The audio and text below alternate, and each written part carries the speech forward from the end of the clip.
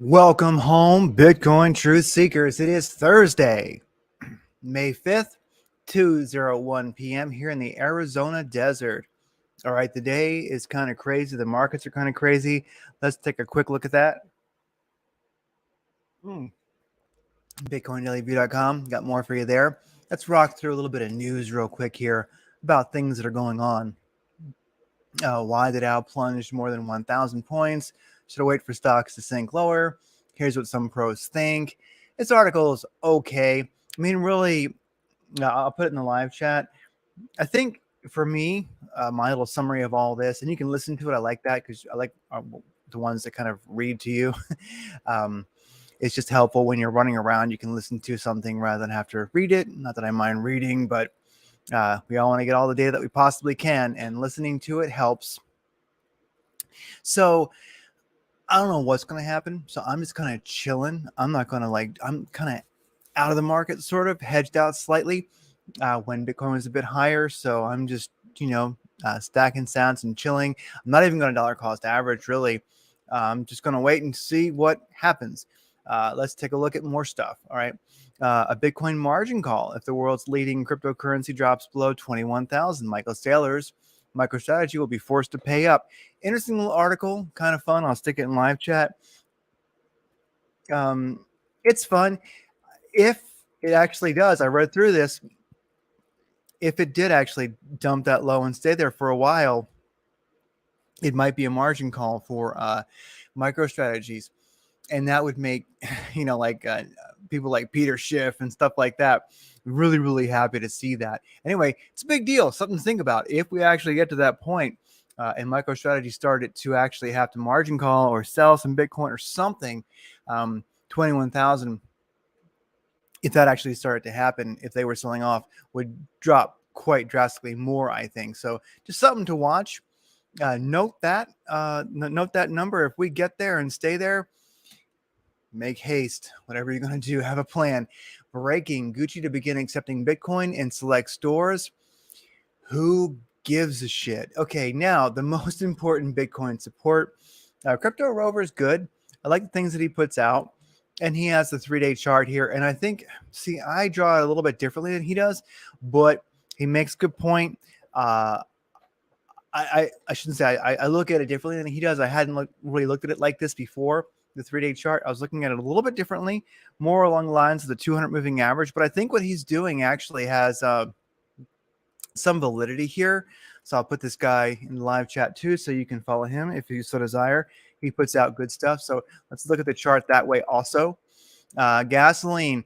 This, I believe, is in California right now. So look at that. Whoa. Okay. There's a reason we have some problems in the economy right now, I would say. I'm going to remind people once again of the rainbow chart here. It does say that during this cycle right now, we have a good, we are in a good place on many levels.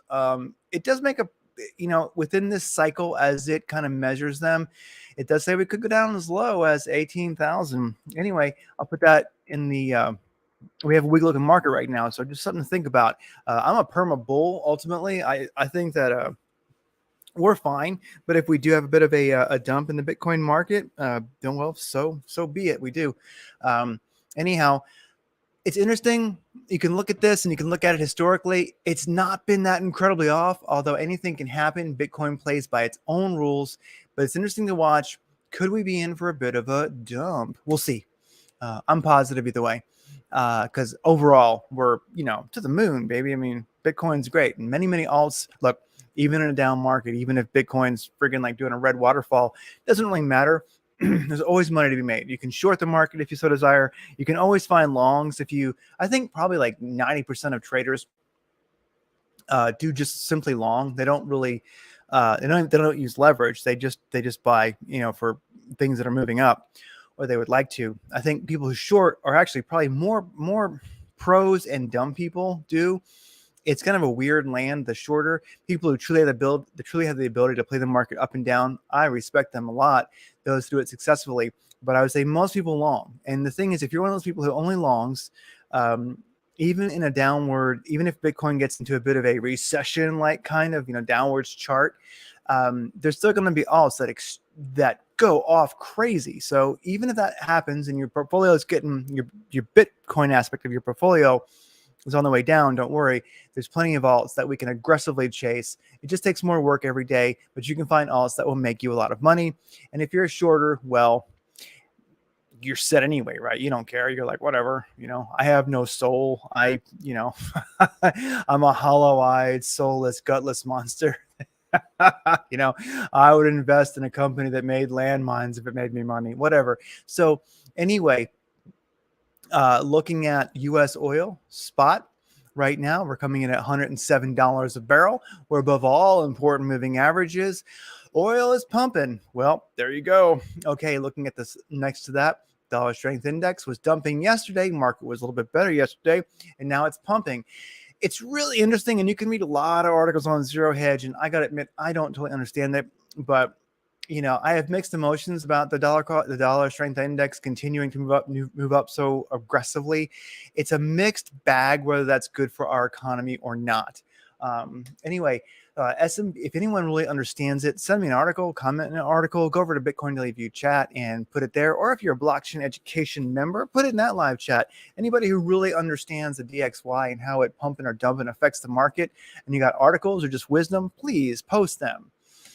S&P 500, good candle yesterday, got above the 20 WMA. Today, dumping, red waterfall. It's over.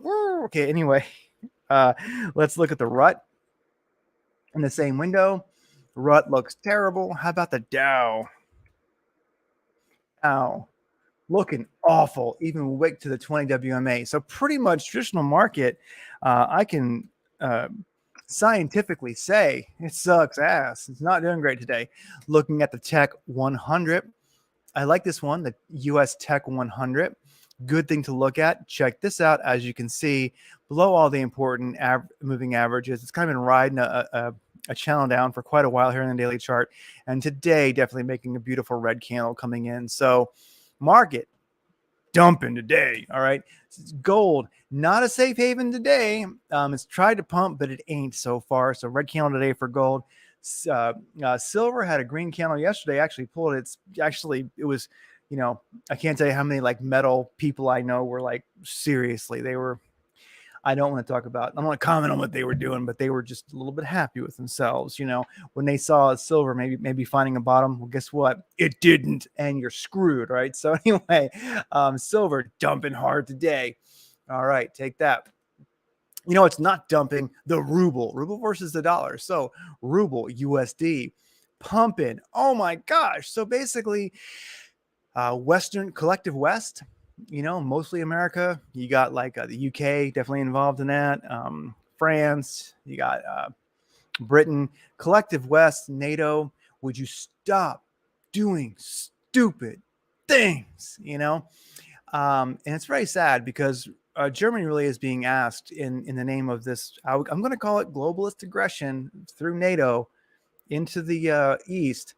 Germany has been asked, well, basically the line is, well, manufacturing and fossil, fuels are all evil. So we'll just, crash our economy until we can be green. So in this, seriously crazy war, whatever you may think of it, the collective West is destroying themselves. And look at this, the ruble. I mean, let's just real quick, and I will not belabor this, but let's look at a forecast here when the invasion started. Let's say it started about here. Where are we today? Right now we are 79 days. It's up 17.48%. So 17.5% basically in 80 days. That would have been completely rocking if this never happened. If this whole Ukraine situation never happened. Anyway, ruble. Man, I could have gotten in some ruble here at the bottom, but I just couldn't figure a way to get a hold of it. If anybody knows, let me know. I'd be curious. I'd get some. Now, on a good note, Bitcoin trading volume has got crazy volume. 5.7 billion, that's wonderful. Above 3 billion is good, okay? 5 billion, this is wonderful. Binance, 3.4 billion. Coinbase, nice to see it over a billion. Basically 1.2 billion almost. So this is wonderful. I like what I'm seeing. This is good. Even a little Bittrex showed up here. I like it. It's a Seattle exchange. US users can use it. It's almost at 13 billion. So we definitely have retail trading volume for Bitcoin really exploding today. This is wonderful. Here it's over here at cryptometer.io, it says 6.8. So, 5.7 or 5.7 versus 6.8, definitely a disparity. So somewhere in between there, you got the reality of it all. Up 50%. Now it says 7 billion. Wait a second. Let me refresh. I trust actually the Bitcoin trade volume more than the other one. I imagine it's probably at about 6 billion. Looking at this, just taking a guess.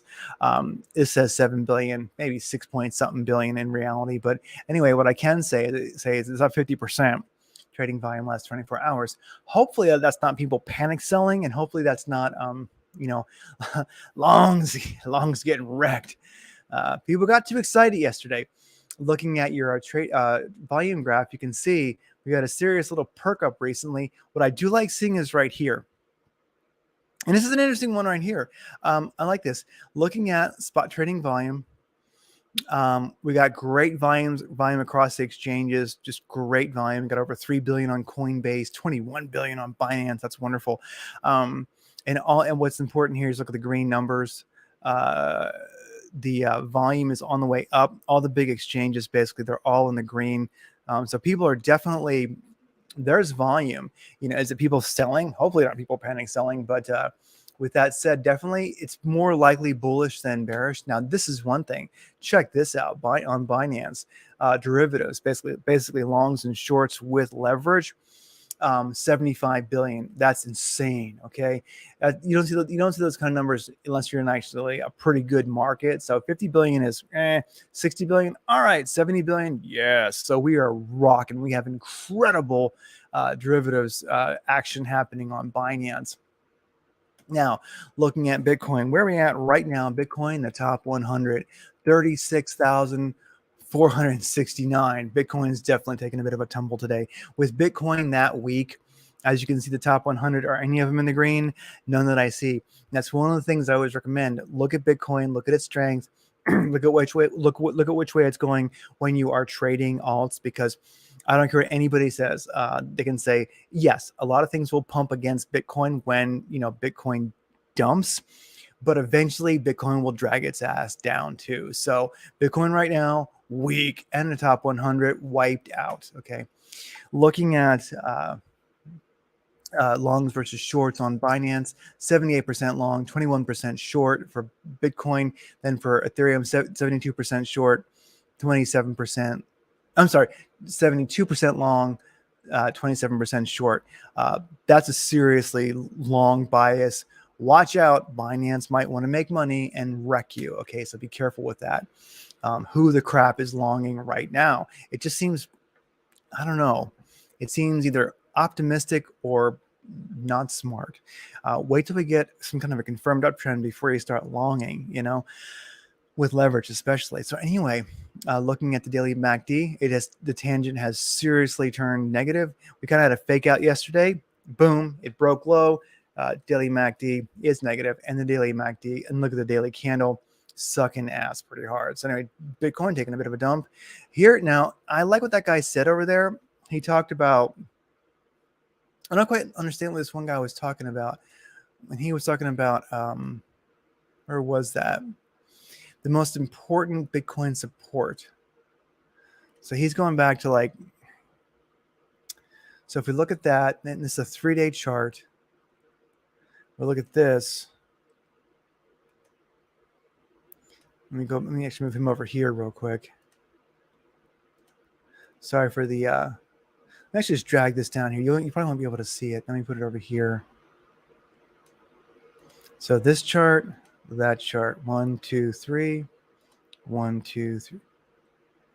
I think it's already kind of blown that one. 38,000, bonk, bonk, bonk. So he was like, what? Sorry, guys. 1, 2, 3, 4. I'm not even sure how he's exactly getting that, but regardless, I do kind of like the idea of that. Anyway, I can't quite connect this mentally. This chart here, Bitcoin versus Tether, 3-day on Binance. This is the same thing. 1, 2, 3, 1, 2. So he was using those two right there.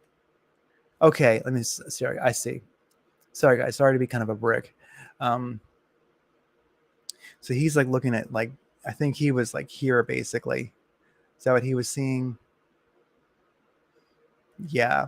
Anyway, it looks like that didn't play out. So it's definitely broken that support. And where else was he hooking to that thing?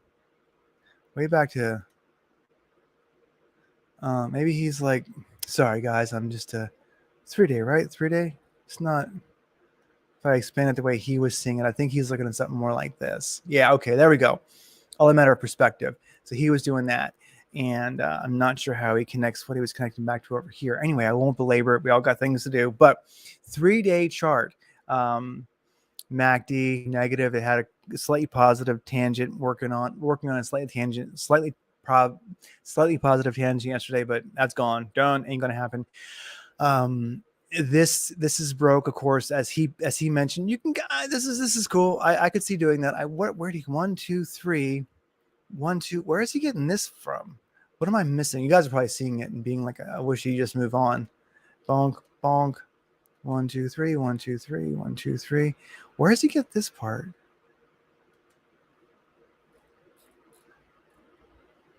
Anyway, guys, I will not, sit here. Oh, maybe he did it like that. Bonk, bonk. Anyway, screw it. I just don't see it. Anyways, guys, that if it was support definitely has been broken. And what's more important than that really is what I'm seeing here. We were riding the 200 moving average on the 3-day, and that's cool. That's great that we were doing so. But basically we've broken below it here on the 3-day chart. This is the 4th of May was the first day of this one starting. So we're right kind of in the middle on the 5th today. So red candle so far for the 3-day. We could not hold the 200 moving average support on the 3-day chart. And also, if you notice here, the 50, for what it's worth, if one looks back, don't worry about it. I was going to say we do have the, sorry, my computer's lagging. We do have the 20W, the 20 WMA about to cross below the 200 moving average. That could be a bit crappy. Also, if this 50 doesn't hold above, that's not too great either. So anyway, guys, this is where we're at. I would say that's not very bullish. And looking at this on the daily chart, below all important moving averages, not even holding a 20 WMA, that isn't so great. Let's look at the 2-hour chart just to see like some immediate price action here. Yeah, below all important moving averages on the 2-day chart, 20 WMA crossing below the 50 moving average. That's not too spiffy. Although we have a green candle here on the 2-hour chart right now. MACD definitely still negative, no upwards tangent there. So anyway, guys, that's just not positive. It just is not at all. Looking here, let me kill him. Looking here on the 45-minute chart for immediate price action, you can see we are kind of firming up, but I would watch out when you have dumps like this. Just be careful because that's a pretty good, dump there. So be watchful, beware. I mean, who is not tempted right now to, do a long, like, hey, let's do a long right now. Because it looks like we're recovering. Let's look at a 15-minute chart. Yeah, looks like we're kind of finding bottom, and maybe we're at the bottom of the RSI cave. We've moved back. We went below it. Now we're above the RSI cave on the 15-minute chart. These indicators, they kind of are turning up, but with this volatility, these indicators, I would be careful. Other than it's recovering is all they can really tell you. I wouldn't. I'm not ready to do anything at the moment right now. So I'm just saying, be watchful, beware, because we don't know what's going to happen. Just wait, just hold out. I mean, I can't give you financial advice, but just to me, don't get sparky. This is just what I'm doing. Don't get sparky and start to long right now. Just my 2 cents. I'm saying I'm just not doing it. If it suits you, then do so. But we are below the 200 moving average or the white moving average on a 45-minute chart. Or usually if it was an alt or anything else, I don't like to buy things until they break above that 200 moving average, because we're just kind of weak right now. And don't be surprised with that, especially that negative 3-day chart. If Bitcoin does make a move, if it doesn't get rejected off the 200 and then not move down. So I'm going to at least wait until we get some kind of velocity and break that 200 moving average. So one thing, how much do we got to pump to get to that 200 moving average right now? I hate this indicator. This one is retarded. Forecast as of this moment to get to the 200 moving average. That's like almost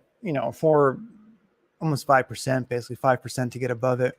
Then you got to hold above it. So anyway, guys, that's a bit of a pump. We'll see what happens. Anyway, the world market, you can look at the big indexes here that we were looking at. Where are they at back here?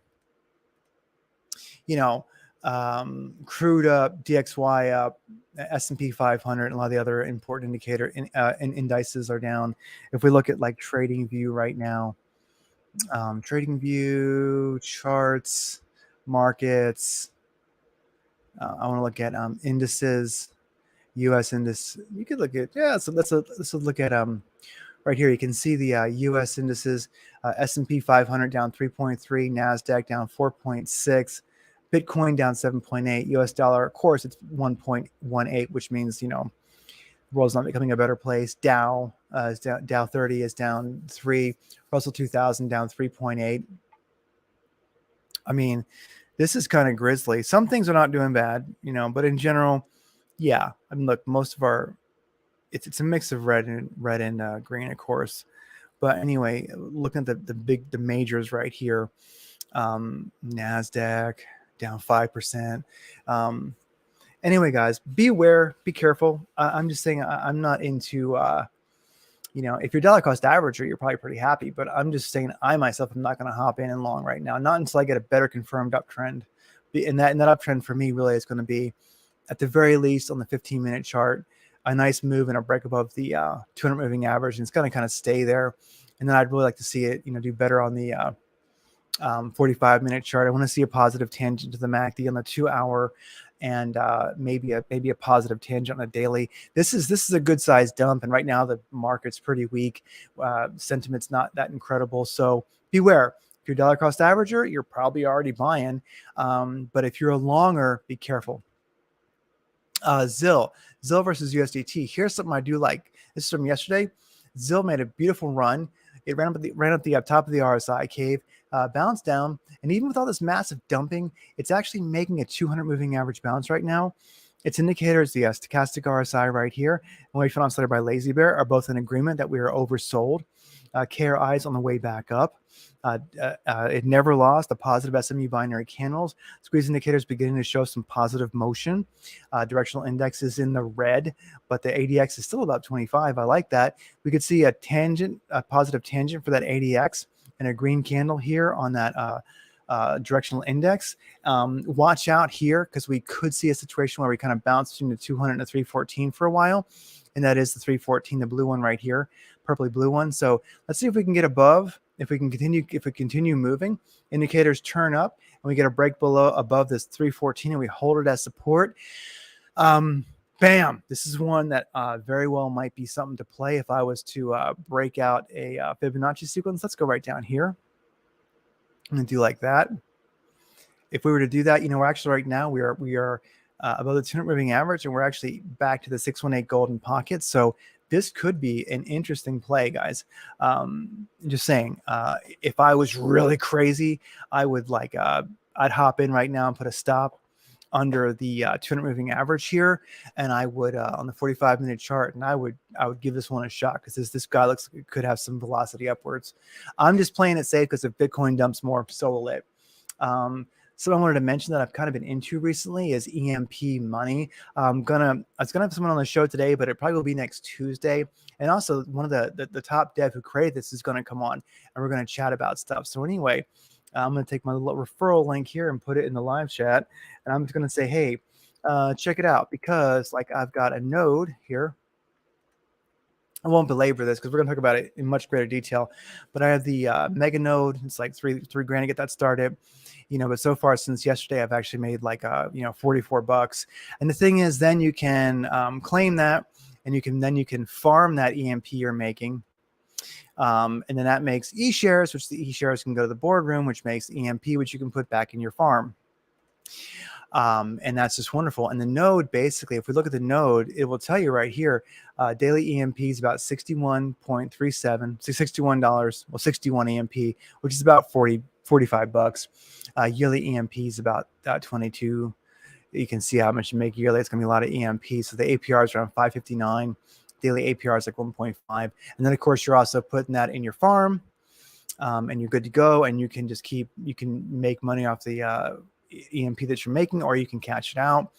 And then once again, you can take your e-shares, put those what we call the boardroom. This may sound like a bunch of crazy stuff right now. It takes a while to get a handle on, but basically it's like this perpetual cycle. Your node's making money, which is going to the farm, which is going to the boardroom, which is going back to the farm. You got more nodes making more money, which goes to the farm, to the boardroom. It's this great big cycle. And I'll tell you what, if you get a node, it will not take you very long to get your initial investment back. Then just ride the profits. And if it's a scam, well, you don't get screwed. But I really do not think that you will. It's pretty damn phenomenal. Anyway, I'm gonna have somebody on my other podcast, Trading Creators, and we're gonna get two people who are phenomenally knowledgeable about it. And we're gonna deep dive into it because believe me, I'm not somebody who falls for scams, but this is actually quite an amazing project. And like a lot of things in crypto, when something arrives, when something shows up that is, got the Lambo potential, especially if we're in a downwards Bitcoin market and trading gets harder, well, a couple nodes or one node or whatever, and there's different size nodes. You don't have to always get the like a mega or a giga. This one's kind of big. You can get one for a couple $100, and you can just sit there and make gains, and then you can make even more gains off those gains. It sounds like BS, I know, but it's actually a valid project. So with that said, thank you for being part of the Bitcoin Truth Seekers. Thank you for having an optimistic view on humanity's future. I do truly believe that every Bitcoin Satoshi you own is that vote, is that statement of I believe in a science fiction, beautiful future for humanity. And maybe even, well, also, what's just really great too? Every Bitcoin Satoshi you own makes a piece of shit globalist cry. That's a beautiful thing. Take care.